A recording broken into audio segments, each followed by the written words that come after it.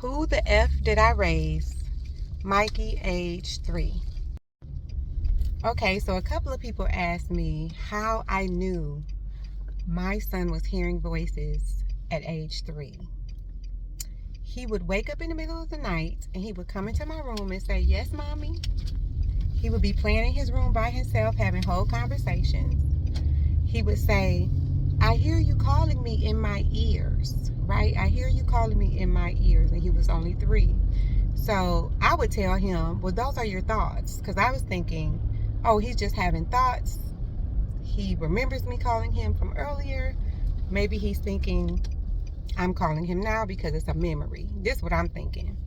But as it continued to happen, as he got older and as more time went by, I realized that he would have full-on conversations by himself. So he had auditory and visual hallucinations. He also had what we call command hallucinations, which means the voices were telling him to do things. There were more than one voice, right? So it could be a male, a female, a child, an adult, right? These are different voices that he would hear. He was never diagnosed with schizophrenia. There may be some form of schizoaffective disorder, right? But he was too young, of course, to diagnose with anything like that. So that's how I knew that he was hearing voices at age 3. The voices never go away. You kind of learn how to adapt to them. We had to learn methods on how to keep them at bay, on how to identify when he was upset or tired or frustrated, how the voices would get stronger. At one point, he said that the voices would not leave him alone until he killed us, all of us.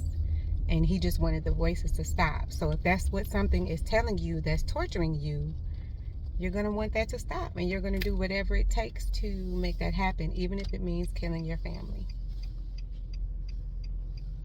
So I will fill you in on more. I'm going to just do it chronologically as well for who the F did I raise. This is him at age 3. We'll call him Mikey.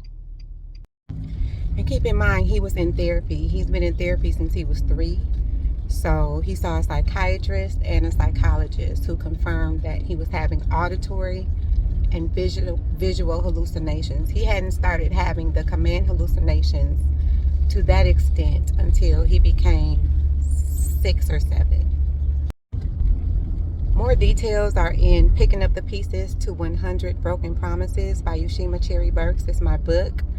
It's a memoir. It talks about our family dynamics, how we managed this and more, where this mental illness comes from on both sides, right? From my side of the family and also his father's side of the family.